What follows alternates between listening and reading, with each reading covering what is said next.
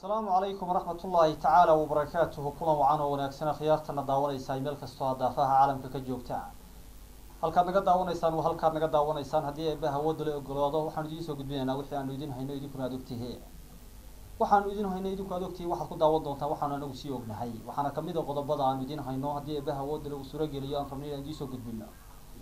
إسلام لفراي أودي جدي ولا تستيقظ دمك جناح بالوضعي.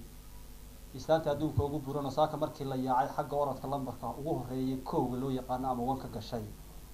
ninka adduunka ugu miskaha burburan oo la sheegay gabadha ugu miskaha yar yar inuu aad u jecel yahay meherkuna uu saaka ugu dhacay 9kii subaxnimo ee saaka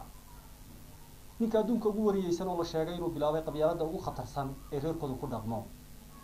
odayaal la sheegay inay xilal u hayaan meelo iyagu ay degan yihiin oo sheegtay kuwa go'yaasha madaxa ku qaatay iyo koofiyadaha waaweyn oo iyagu u guuray meel kale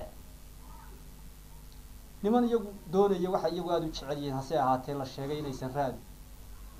iyo bidhaantoona aysan helaynin qaybta wariyanimada oo laga mamnuucay muusiga iyo salaamaha inay laba nin daadihiyaan annaguna muurtaadu garan weynay ninka adduunka ugu buuran oo la sheegay kaamarada inuu daba taagan yahay anigana iga duubayo anigoo idinla hadlayo oo magaciisii qodobada faahfaahsan ee aanu idin hayno waxaan idin sheegaynaa khamiista soo socota khamiisteeda haddii eebaha wadda lagu suuro geliyo saacaduna waa saacadda aanu joogno saacadeeda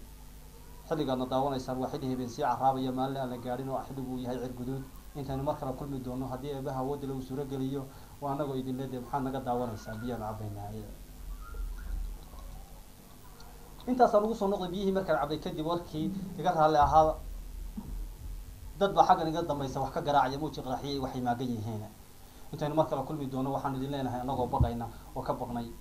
saqar halka ka baxday markii horena jeclay warkeenaan idiin sii wadno ساسا نديك كتير نبتقليو